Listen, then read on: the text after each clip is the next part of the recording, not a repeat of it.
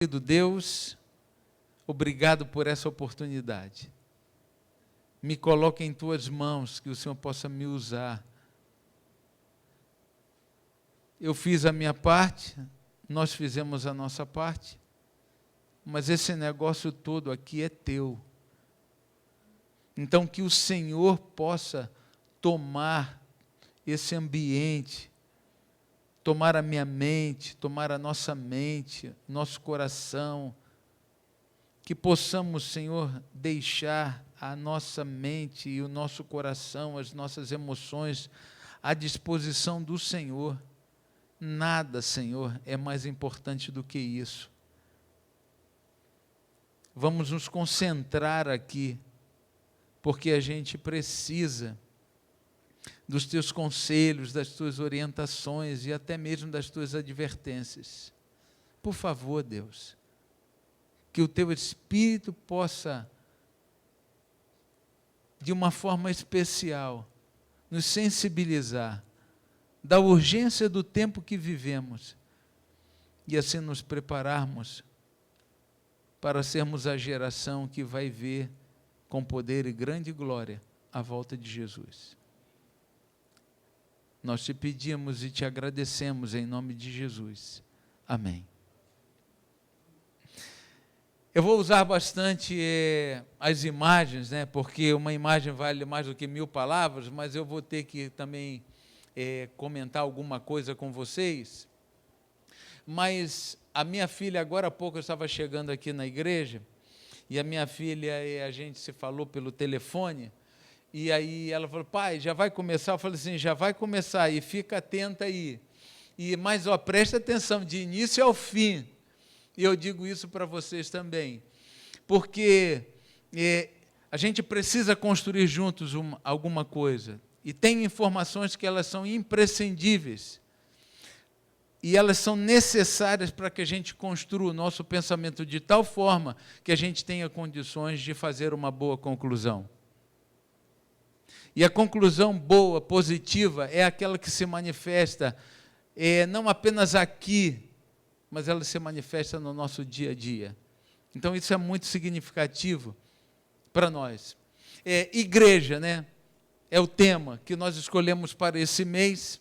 Só assim, um adendo aqui. Essa imagem aí, nós estamos construindo a igreja de Jardim São Paulo, e essa daí é a proposta da fachada da igreja, da nova igreja do bairro de Jardim São Paulo. Bonita, né? Essa é a proposta para a fachada da igreja, que já está assim bem avançada. Louvado seja o nome de Jesus. Aí colocando aí até para estimular um pouco mais a igreja e a nós também. Mas vamos lá. Eu vou começar com esse texto aqui, que é muito, muito importante. Então, você em casa e você aqui presente, me acompanhe. Ele está dividido em 2 telas, e aí a gente vai ler esse texto logo de início. O Redentor do mundo conferiu grande poder à sua o quê?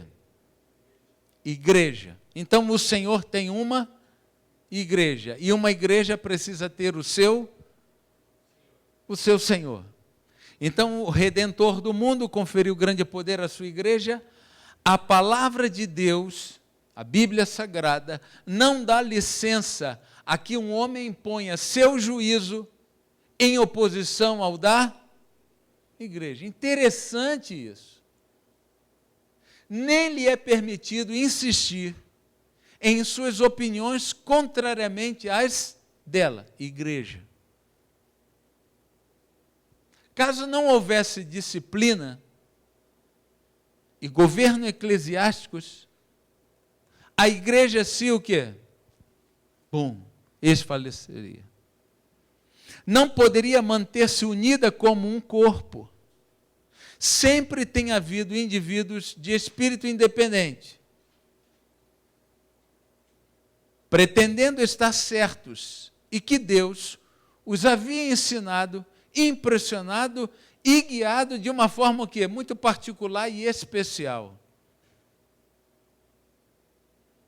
Cada um tem uma teoria sua particular, ideias peculiarmente suas, e cada um pretende que essas ideias se acham em harmonia com a palavra de Deus. Cada um tem diferente teoria e fé, e não obstante, pretende cada um possuir luz especial de Deus. Essas pessoas separam-se do corpo e constituem por si mesmas o quê? Uma igreja à parte. Não podem estar todos certos, todavia, pretendem todos ser guiados pelo Senhor. E concluindo esse texto do livro Testemunhos Seletos, volume 1, página 390, a palavra da inspiração, Bíblia, não pode ser sim e não, mas sim e amém, que assim seja em Cristo Jesus. É ou não é relevante esse texto? Não é muito relevante? Porque, olha, esse texto, ele tem, assim, uma direção para cada um de nós. Eu creio que todos nós, inclusive eu, tá? Estamos inseridos no contexto que esse texto nos apresenta. Porque, em algum momento da minha experiência religiosa, tentei me persuadir de que eu tinha uma interpretação diferente daquilo que a Bíblia apresentava e me distanciei do corpo para viver aquela minha experiência pessoal, dando interpretação diferente ao que já havia sido dito e anunciado para mim. Ou você, em momento algum, passou por isso? Passou ou não passou? Claro que você passou, porque nós somos assim. E olha, o texto, ele também é muito interessante, porque ele diz assim, que as pessoas às vezes dizem assim, eu acho. Esse tal do eu acho, ele está presente em todas as diferentes situações da nossa vida, inclusive no contexto que nós chamamos de igreja.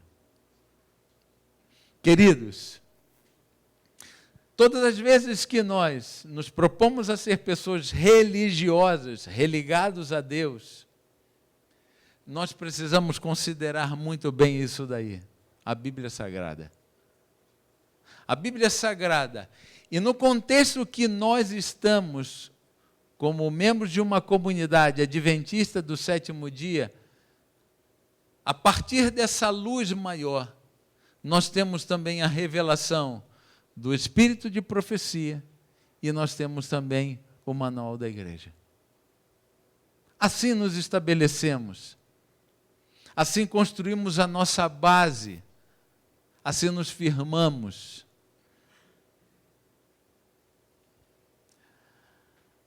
Eu e você, ao longo do desenvolvimento da nossa religião, nós entendemos que mulher, no contexto profético, ela significa o quê? Igreja. Mulher, todas as vezes que essa expressão ela aparece no contexto profético, e de uma forma especial apocalíptico, ela sempre vai ter uma relação com igreja. 2 capítulos chamam muito a nossa atenção, capítulo 12 e o capítulo 17 de Apocalipse. Quando uma mulher é apresentada, Apocalipse 12, essa mulher ela tem uma coroa em cima da sua cabeça, símbolo de vitória. Essa coroa ela tem 12 estrelas, é uma representação apostólica, os 12 apóstolos. Ela está vestida de branco, significa pureza, e ela está em pé em cima da lua. Ao longo da história, essa mulher, ela se apostatou, é um termo usado para uma pessoa que, dando lugar a uma interpretação pessoal e particular fora da Bíblia Sagrada, conforme nós já lemos, ela então se permite viver algo diferente daquilo que foi apresentado na Bíblia Sagrada. E essa mesma mulher, do capítulo 12, ela se vê agora num outro contexto, no capítulo 17, montada numa besta, não mais na lua. Ela não tem mais a coroa de vitória, nem está representando a mensagem apostólica, mas ela está coberta de joias, vestida de púrpura, escarlata, que é usado também em Isaías no capítulo 1, ainda que os vossos pecados sejam vermelhos como a escarlata, em Cristo se tornarão brancos como a pura lã. E ela tem um cálice nas mãos, e o cálice está cheio do vinho, da fúria da sua prostituição. E com ela se prostituíram os reis da terra, os governantes, etc, etc. E essa mulher, por viver uma mensagem pessoal e particular, ela está completamente destituída das características apresentadas no capítulo 12. Se mulher ela tem, então, a gente já sabe que ela significa, principalmente no contexto profético, contexto esse que nós estamos inseridos no tempo do fim, mulher significa igreja. Então, quando nós olhamos para isso aqui, faz muito sentido tudo isso que nós temos comentado, discutido aqui, pensado sobre nós, pensado sobre a nossa comunidade, pensado sobre as nossas ações, as nossas reações, as nossas intenções, o nosso comportamento, que se demonstra como testemunho daquilo que eu me propus ser como igreja.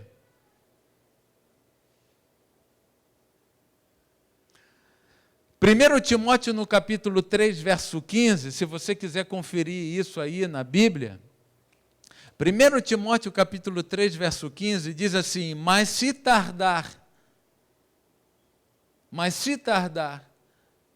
para que saibas como convém andar na casa de Deus, que é a igreja do Deus vivo, a coluna e firmeza do quê? Da o quê, gente? Da verdade. Olha como a Bíblia, ela nos ajuda a nós construirmos a nossa base segura. Se eu tardar, claro que essa aqui é uma carta que a princípio Paulo escreve a Timóteo, mas quando eu leio a Bíblia, na sua homilética, na sua hermenêutica, que é a interpretação do texto para a minha vida, eu então entendo que Deus está também falando comigo. Então, se eu tardar, para que saibas como convém andar na casa de Deus, que é a igreja do Deus vivo, Deus tem uma igreja, e ele diz que é coluna e firmeza dá o quê? Verdade. Então, existe uma verdade, assim como existe uma igreja, assim como existe Deus. Como é importante a gente entender isso.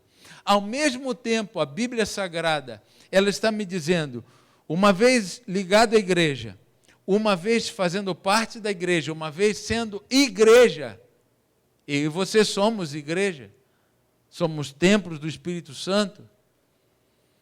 A proposta que a Bíblia me faz, e a você, a nós, é que comendo ou bebendo, ou fazendo outra coisa qualquer, que eu faça tudo para a glória de Deus. Comer, beber ou fazer uma outra coisa qualquer, aí estão representadas as ações de toda a minha vida. Tudo que envolve a minha vida está representado aí. Olha, eu quero dizer para vocês que houve um momento em que isso daí me perturbou bastante. Isso me perturbou bastante porque eu, conversando com Deus, eu falava assim: Deus, o Senhor está pegando pesado comigo. O Senhor está pegando pesado porque como que eu posso, um ser humano pecaminoso, comer, beber, fazer outra coisa qualquer e ainda assim fazer tudo para a tua honra e para a tua glória. O Senhor está exigindo demais de mim. Como que eu vou conseguir isso? E aí, tudo posso naquele que me fortalece. Busca em primeiro lugar o reino de Deus, todas as coisas vão ser acrescentadas. Nenhuma condenação há para aqueles que estão em Cristo. Então, fala assim, então eu entendi que com a tua ajuda, eu posso comer, beber, fazer outra coisa qualquer, eu posso fazer para a honra e glória do teu nome. Se me propus a viver nesse corpo, a fazer parte dessa comunidade, entendendo que aqui está a paciência dos santos, então eu e você precisamos encontrar unidade para que realmente sejamos o corpo de Cristo. Você entende isso? Essa mulher, no livro de Apocalipse, ela é perseguida pelo dragão e a terra socorre a mulher. Esse fato histórico aqui, ele é extremamente significativo. O Mayflower, nome de um navio, que levava os religiosos ingleses separatistas, conhecidos como puritanos. Como que era o nome deles? Puritanos. E eram assim chamados por conta de toda a vida religiosa deles, a prática religiosa deles. Fugindo da Inglaterra, eles passam 80 dias no mar. E eles conseguem chegar a uma região chamada Plymouth, em Massachusetts, e ali eles inauguram uma nação, uma nova nação, chamada a princípio a Nova Inglaterra, que hoje é conhecida como os Estados Unidos da América. Por que eu trago essa informação para vocês, ou renovo nas lembranças de vocês essa informação? Por esse fato aqui que é muito significativo. Esses que estão fundando esse lugar que está socorrendo a mulher perseguida pelo dragão, eles têm todo um contexto puritano. O contexto puritano que se manifesta na vida deles por conta da maneira como eles estão vivendo a religião deles. Isso é significativo? O que você acha? Isso é significativo? Isso é muito importante, gente. Isso é extremamente significativo para nós. Olha só como era o modelo da época da vestimenta dos puritanos. Está dando uma olhada aí? Olha bem essa imagem. Está aqui, olha, uma mulher lendo ali um livro, bem relaxada, né? Uma roupa casual, assim, pegou ali na gaveta e colocou. Era roupa dos puritanos. Você está vendo ali do outro lado um casal puritano, fiéis à sua religião, fugindo da perseguição, por conta da reforma protestante, que se concentra agora na Inglaterra, e eles estão sendo perseguidos. Chega, vamos embora daqui, vamos fundar um outro lugar com liberdade religiosa. E eles estão vivendo ali. O camarada sai para namorar, ou então sai para caça, mas olha só a roupa dele. É muito interessante isso.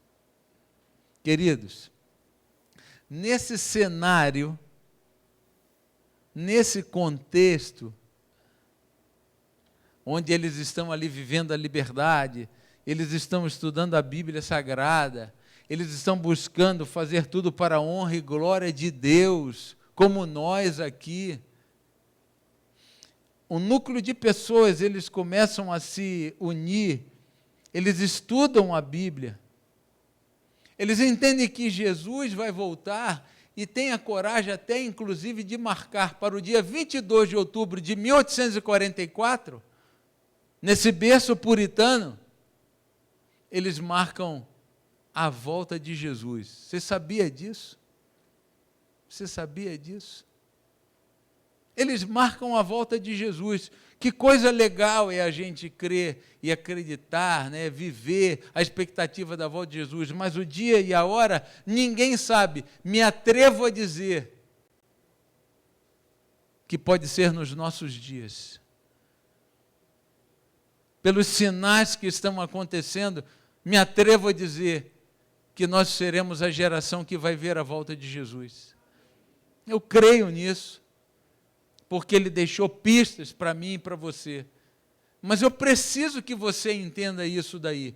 E esse grupo de pessoas que está estudando a Bíblia como nunca, embalados ainda pela reforma protestante, eles estão vivendo aquilo que a Bíblia está ensinando, mas num berço puritano. Entendeu isso? Num berço puritano. E agora dá uma olhada nisso daí. Você se lembra quem é esse casal aí? Você se lembra quem é esse casal? Quem é esse casal? Quem é esse casal? Fala para mim aí. Ellen e Tiago White. Gente, vou voltar o slide. Olha aí o modelito puritano. Olha o modelito de Ellen e Tiago White. Vocês acham que Ellen e Tiago White, eles estão sofrendo influência puritana? O que vocês acham? Sim ou não? Pode falar sem medo, sim ou não? Eu vou dizer para vocês, sim, claro que sim. Claro que sim, isso é extremamente natural. Isso é muito importante para a gente entender o que é a igreja. Mais algumas fotos aqui. Talvez você nunca tenha visto fotos como essa. Ao centro, sentadinha ali, já uma senhora avançada em idade, está essa mais jovem aqui, que é Ellen White. Está aqui, bem no centro. Olha o modelito da época. Está vendo o modelito? E aí, meninas? Dá para encarar?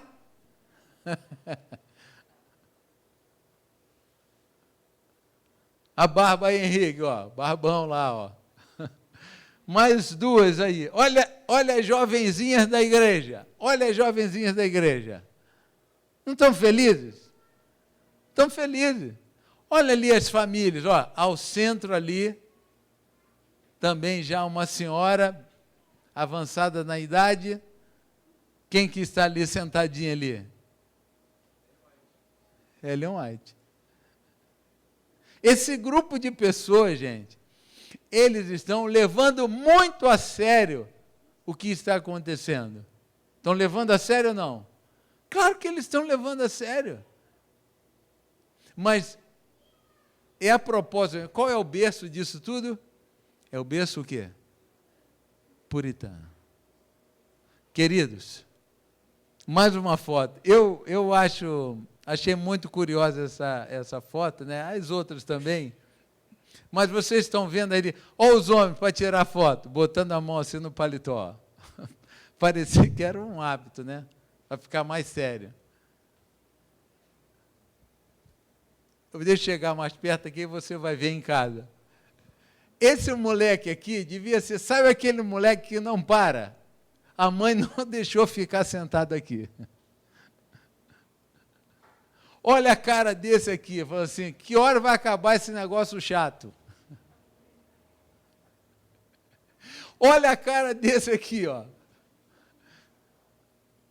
Doido para isso acabar, para ele sair brincando. E esse aqui, com a cara de que está aprontando. Gente, esse núcleo de pessoas, eles estão levando muito a sério a religião deles. Dia 21 de maio do ano de 1863. Que data é essa? Quem sabe que data é essa? Essa é a data oficial em que foi organizada denominacionalmente a Igreja Adventista do Sétimo Dia. Se você não sabia disso, de um berço o quê? Puritano. Queridos irmãos, eu e você reproduzimos os conceitos que nós herdamos da nossa família. Nós vamos passar para os nossos filhos, né? Essas mesmas coisas, valores, princípios, normas e doutrinas. Eu fiz esse desenho aí um pouco tosco, né? Mas é só para a gente fundamentar essas coisas aqui. Construímos uma pirâmide e a base dela, Bíblia, Espírito e Profecia e depois o quê? Manual da Igreja.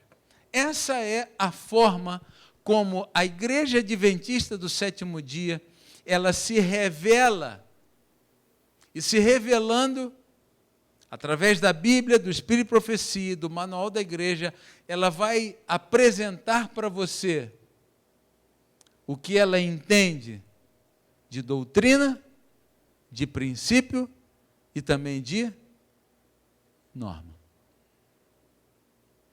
Ao longo do tempo, o livro Atos do Apóstolo, página 12, diz o seguinte: fraca e defeituosa como possa parecer, a igreja ela é o que, gente? Ela é o único objeto sobre o que Deus concede em sentido especial sua suprema o quê? Atenção. E é o cenário de sua graça no qual se deleita em revelar seu poder de transformar o quê? Corações. Transformou o meu, transformou o seu também. Em 1863, então, no ano em que a igreja foi organizada denominacionalmente, o que eles estavam fazendo então? Eles estavam restaurando as doutrinas, eles estavam firmando o quê? Os princípios, e eles estavam estabelecendo o quê? As normas. Deus estava conduzindo a restauração das doutrinas, o estado do homem na morte, o sábado, a volta de Jesus, restaurando as verdades. Você se lembra de 1517, Martinho Lutero? E Martinho Lutero numa única tacada, ele vai lá e 95 teses que ele encontra lendo a Bíblia que faziam oposição ao que era ensinado. Então a verdade está sendo restaurada. Se concentra na Inglaterra, eles fundam a Nova Inglaterra. Esse núcleo continua estudando. Guilherme Miller lidera um movimento da volta de Jesus. Um outro grupo permanece firme apesar do desapontamento apresentado em Apocalipse 10. Eles continuam estudando a Bíblia. E em 1863, num berço puritano, eles então estão restaurando doutrinas, eles estão firmando princípios e eles estão estabelecendo normas.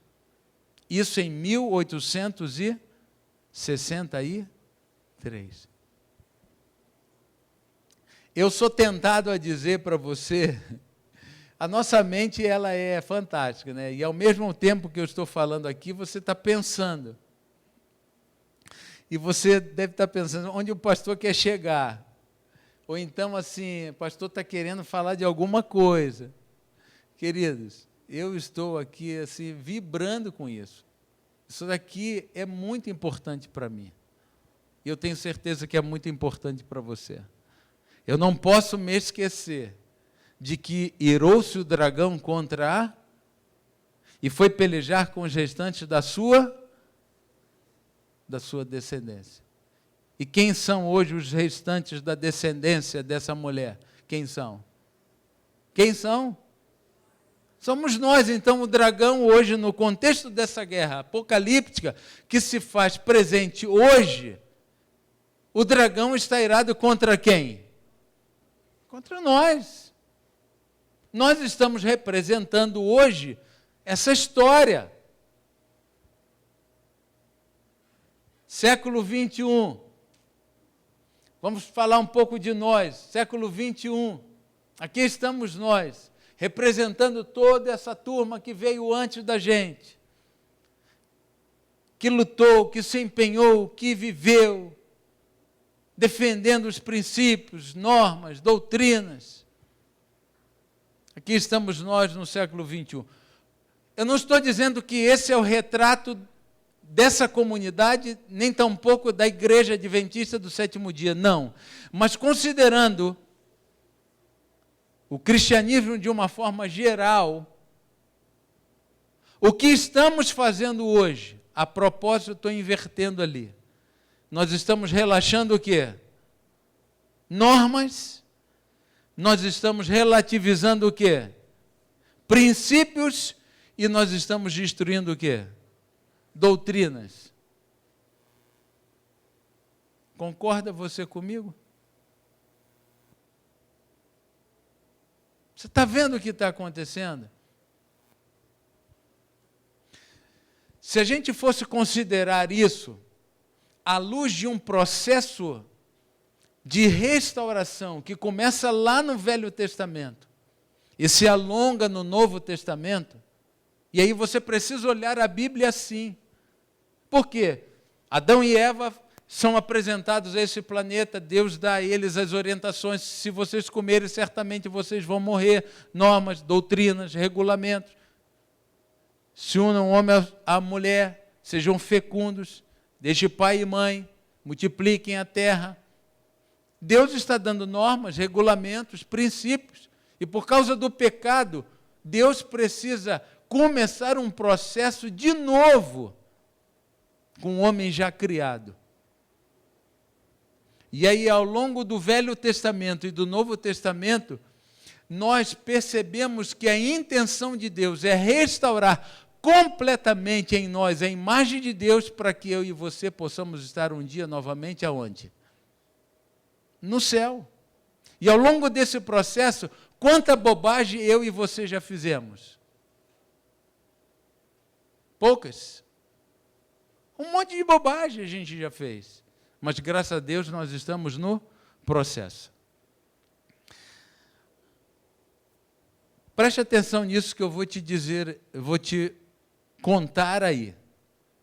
Você vai entender um pouco mais onde a gente quer chegar.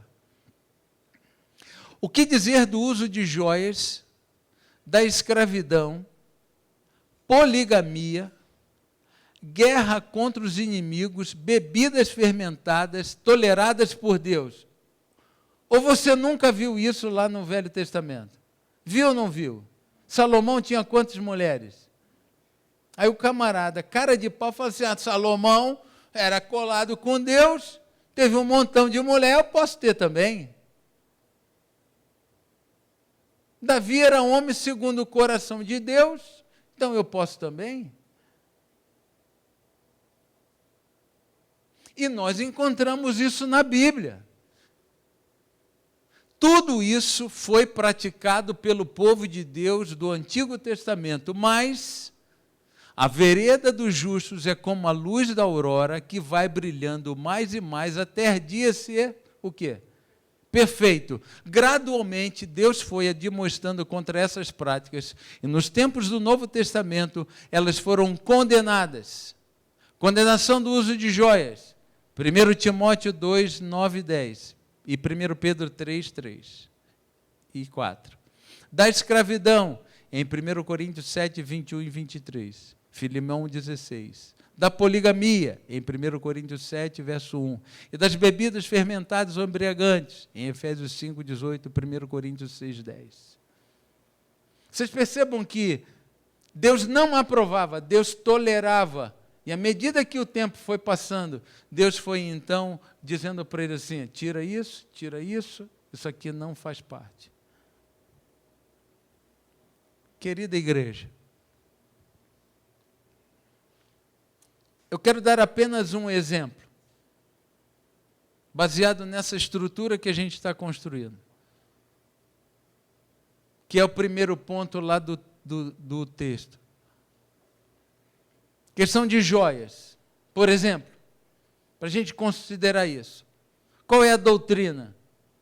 A doutrina é idolatria, exaltação do eu, orgulho. Essa é a doutrina da questão das joias. Qual que é o princípio? Qual que é o princípio? A modéstia cristã. Qual que é a norma? Não usamos. Entendeu? Esse é um exemplo que nós, como igreja, apresentamos. Doutrina, princípio e norma. Como chegamos a essa conclusão? Baseado nos 3 pilares: Bíblia, Espírito e Profecia e Manual da Igreja. E quando a gente olha a Bíblia, eu vou ler esses textos rapidamente. O uso de joias nem sempre, mas frequentemente, está associado à pessoa ou povo de má conduta e de moral reprovável. É o caso da ímpia rainha Jezabel, da apóstata Judá, das 2 meretrizes, mencionada no capítulo 23, Ezequiel, e da grande meretriz mencionada por João em Apocalipse 17. Será que foi por isso que Jacó, ao promover uma reforma religiosa em sua família, mandou que as joias fossem tiradas e escondidas debaixo de uma árvore? Em contraste com o desejo de chamar a atenção e o espírito de ostentação, as santas mulheres da Bíblia procuraram a beleza do caráter, e a que é demonstrada pela beleza das boas obras. E hoje não deve ser diferente. Então, aí, você tem amparo bíblico para sustentar a doutrina. Qual é a doutrina? Não tem nada a ver especificamente com joia. Idolatria. 3º mandamento da lei de Deus: não terás outros deuses diante de mim. E não tomarás o nome do Senhor teu Deus em vão. Então, a doutrina é essa. Agora, o que se aplica à doutrina? O que se aplica à doutrina? E aí, então, eu como igreja, então, lembra-se do berço puritano? Eles tinham que estabelecer um princípio baseado na informação que eles tinham. Por isso eles usavam aquela roupa, que você não usaria hoje. A modéstia, a doutrina, a norma, tem que usar roupa compridona lá. Era a norma.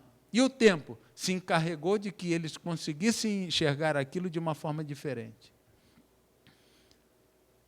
No espírito de profecia, quando considera-se o uso de joias, está aí, Pedro dá valiosa instrução quanto ao vestuário das mulheres cristãs. O enfeite delas não seja o exterior, no frisado dos cabelos, nos joias de ouro, na compostura de vestidos, mas o homem encoberto no coração, no incorruptível traje, e um espírito manso e quieto, etc., etc. Está lá no livro Testemunhos Seletos, volume 1. Manual da Igreja, para sustentar isso. Página 151, Normas de Vida Cristã. Apresenta, então, a norma. Queridos, eu quero dizer assim, eu não estou de forma nenhuma. O Maurício, já pode colocar aquela música gostosa, porque eu tenho mais um slide, ou 2, e eu vou terminar. Querida igreja, nada do que acontece, do que foi lido, surgiu com a intenção de prejudicar alguém, de tirar a liberdade de alguém, impedir que uma pessoa seja bonita, ou que a pessoa deixe de frequentar um lugar. A intenção não foi de prejudicar ninguém. Quando Deus estabeleceu a sua igreja, qual foi o propósito do Senhor? Restaurar no homem a imagem dele e preparar esse povo para o céu.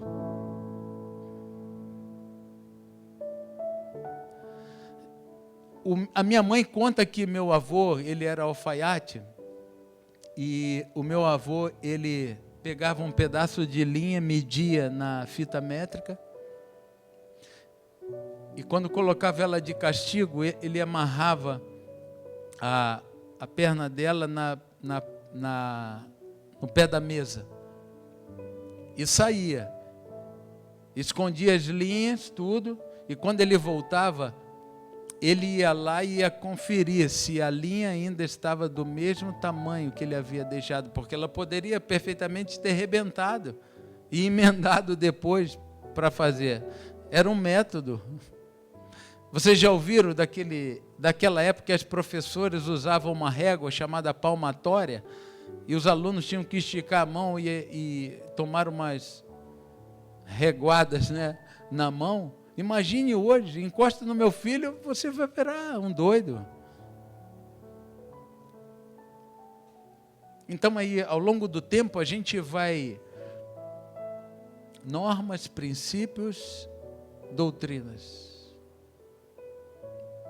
Sabe qual é o nosso grande problema? Nós relaxamos as normas, relativizamos os princípios e destruímos a doutrina. O grande problema nosso é esse. Eu confesso para você que eu não vejo nenhum pecado se você aparecer com uma joia. Eu não vejo nenhum pecado se você aparecer com uma maquiagem ou com uma roupa diferente. Eu não vejo nenhum pecado nisso. Porque como julgar um ser humano? Mas na maioria das vezes, quando essas coisas acontecem, isso está como evidência de uma falta de compromisso no relacionamento com Deus. E na maioria das vezes as pessoas que sentem-se mais à vontade de determinadas situações, a minha preocupação é uma preocupação espiritual. Porque norma, eu sei, norma muda. E a gente não é dogmático. Princípio, cuidado. Mas doutrina é absoluta, é inegociável. Não tem como mexer nisso. A doutrina que reconhece que a Bíblia ela é a palavra de Deus. Então, por exemplo, se você reconhece que a Bíblia ela é a palavra de Deus, doutrina, então, por que você não lê a Bíblia? Se a doutrina estabelece que o sábado é o dia do Senhor, por que você não guarda o sábado? Sabe o meu sonho? O meu sonho não é apontar norma ou princípio, porque para mim ele é consequência do seu relacionamento com Deus. Mas quando eu percebo que essas coisas da minha igreja, elas aparecem como uma frouxidão do relacionamento com Deus, aí sim, aí eu vou chorar por isso. Porque eu não tenho direito de julgar você. Mas quantas vezes eu e você já fomos em um determinado lugar e por conta das normas, princípios daquele lugar, eu precisei me adequar, sem questionar. Tem coisas que realmente eu não consigo entender, mas eu sei quem foi que me disse para eu viver assim. Imagine Deus dizendo para Adão e Eva, não comam daquilo porque vocês vão morrer. O que era morte para Adão e Eva? Não sei.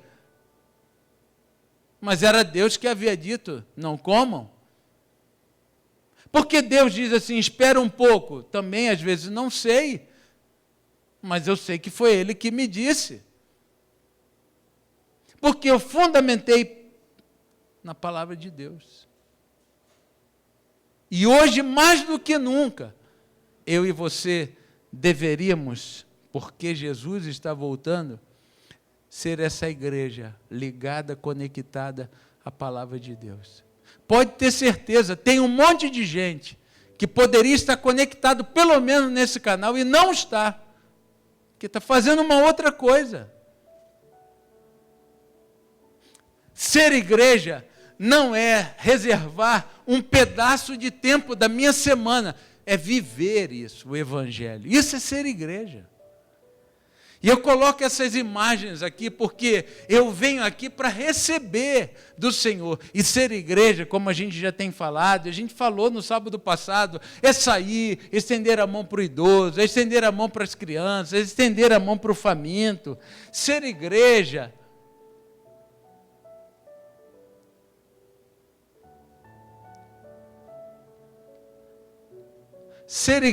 é ir para a rua. Não é a preocupação não é o que uso ou não uso. Ser igreja é ir para a rua, é oferecer pão, é cortar a unha. Uma igreja nos Estados Unidos abriu as suas portas e ofereceu os seus bancos para aqueles que estavam em situação de rua pudessem ter um lugar aconchegante do frio para deitar. Isso é ser igreja.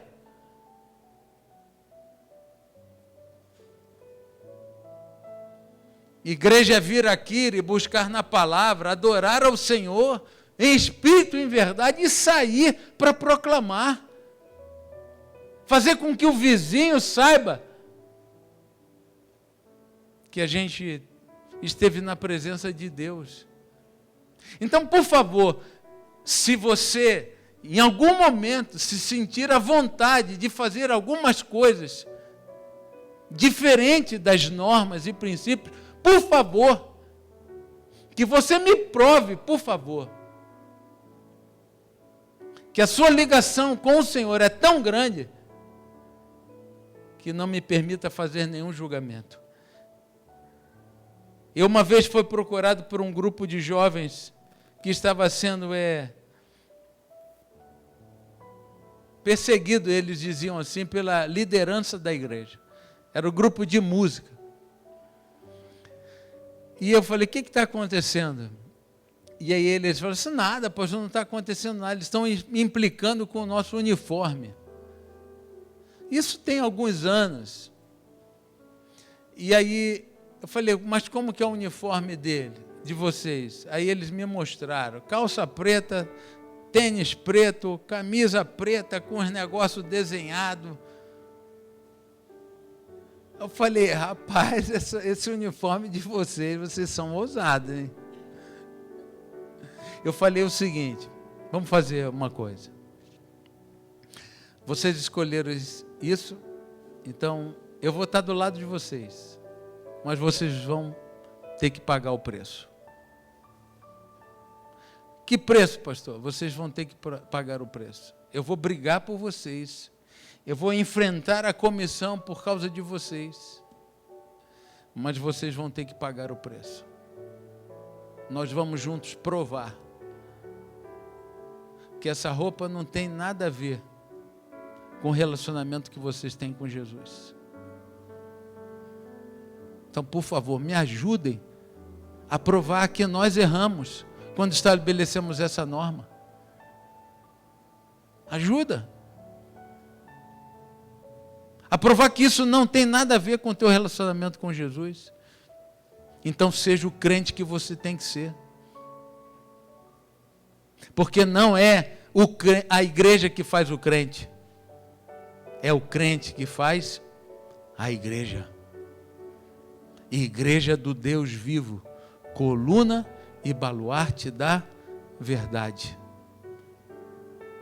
O que está escrito aqui é muito importante. Mas o que você vive é muito mais, porque é a prova de que ele estava certo. Você entende o recado de Deus para você nessa manhã? Quero ver você consagrado, você fiel. Doutrina. Devolvendo o dízimo, entregando a sua oferta, presente no culto. Homem de oração, mulher de oração, mulher missionária, homem missionário, comprometido com a verdade. Quem vai ter o direito de falar alguma coisa de nós? Eu estou junto nessa. Eu estou junto nessa.